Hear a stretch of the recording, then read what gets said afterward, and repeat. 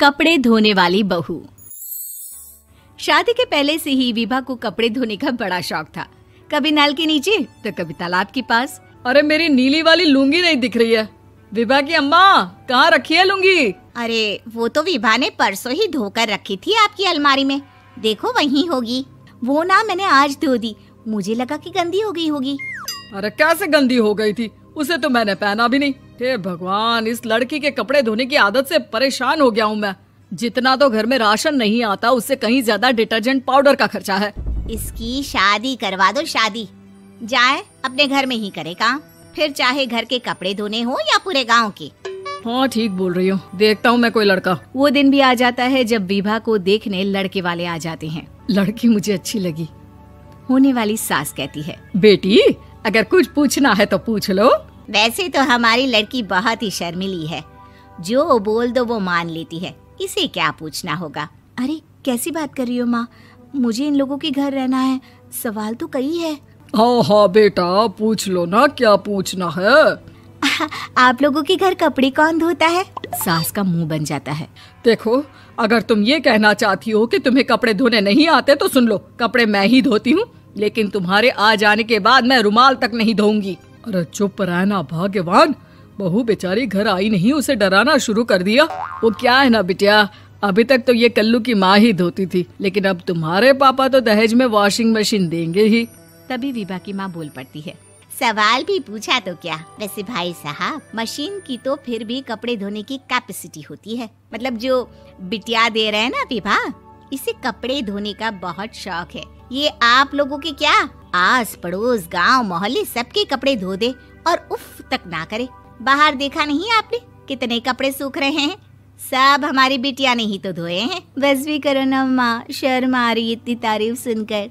और तो और एक दाग निकाल कर दिखाओ तो मान जाओ। हाँ अच्छा, माफ करना बेटा, मैंने गलत समझा। हमें तो रिश्ता बहुत पसंद है। और ऐसे जुड़ जाता है रिश्ता कपड़े धोने का शौक रखने वाली विभा का। उसकी शादी हो जाती है कोयला फैक्ट्री में काम करने वाले कल्लू के साथ। शादी के बाद अचानक विभा चिल्लाती हुई सास के पास आती है। सासू माँ, अरे सासू माँ कहाँ है आप? ये तो धोखा है, धोखा दिया आप लोगों ने मुझे।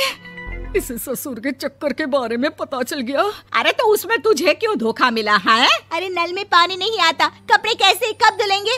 अच्छा, तू पानी नहीं आ रहा उसकी बात कर रही है। तो आपने क्या सोचा?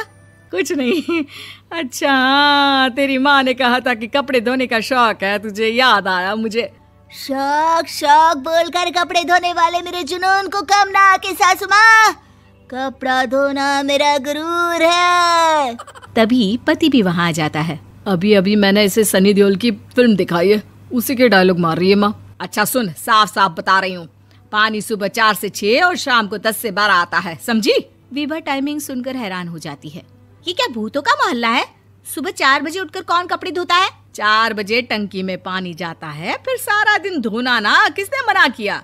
अरे कैसी बात कर रही हैं? 200 लीटर की टंकी में कितने कपड़े धो लूंगी मैं? सुबह ही उठ जाऊंगी मैं। अब क्या था, विभा सुबह 4 से लेकर रात के 12 बजे तक कपड़े ही धोती रहती। एक रोज सास पड़ोस से निकलकर कहीं जा रही होती है कि साथ वाली कहती है, हाँ कल्लू की माँ, जरा ये बताओ कि 2 साड़ी है, 2 ब्लाउज और एक पेटीकोट और एक नाड़े वाला लंबा कच्छा।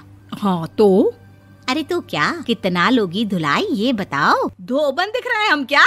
हमारे पति सरकारी नौकरी से अभी रिटायर हुए हैं और बेटा सुपरवाइजर है कोयला फैक्ट्री में।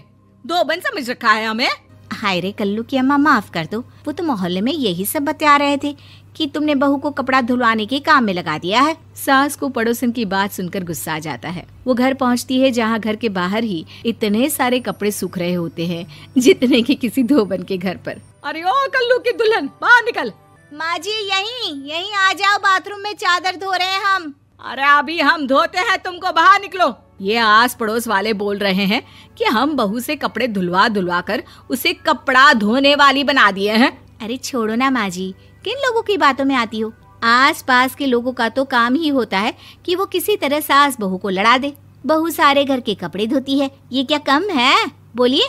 सास को भी लग जाता है कि वो बहू का ये सनकीपन नहीं छुड़वा सकती, इससे अच्छा है कि खुद ही चुप हो जाए। एक रोज सास और बहू मंदिर जाते हैं, जहाँ सास की साड़ी वहाँ खड़ी भीख मांगने वाली से मिलती है। माँ जी क्या बात है, आपकी साड़ी उस भिखारन से कितनी मिल रही है ना? हाँ हाँ देखो तो, दोनों की साड़ी मिल रही है। क्या बात है कल्लू की अम्मा, तुम खुद को तो अफसर की बीवी बताती हो और ऐसी सिंपल सी प्लेन साड़ी पहनकर घूमती हो। सिंपल और प्लेन नहीं है ये साड़ी। तो क्या सोने के धागे से फूल बने हैं? कुछ भी सासू माँ, कुछ भी। हाँ बने थे इस साड़ी में सोने के धागे से फूल। मेरे पति लेकर आए थे मद्रास से स्पेशली मेरे लिए 10,000 की।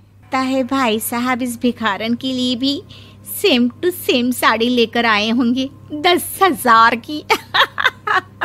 सास उस वक्त तो कुछ नहीं कहती, लेकिन बहू के साथ घर आती है और अलमारी से एल्बम निकाल कर लाती है। ये साड़ी देख रही है, ये वही साड़ी है जिसे मैंने अभी पहना था। इस साड़ी में ये जो चमकदार फूल दिख रहे हैं ना, ये सोने के धागों से काटे गए हैं। लेकिन तू लोकल वॉशिंग मशीन ब्रश से घिस घिस कर सारे फूलों को निकाल कर साड़ी प्लेन कर दी। मुझे माफ कर दीजिए सासू माँ। और तो और, जब मैंने तुझे तेरी गलती के लिए कुछ नहीं कहा, लेकिन तूने तो सबके सामने मेरा मजाक ही बना दिया। क्यों? बहू को समझ में आ जाता है कि अब से उसका कपड़े धोना बंद।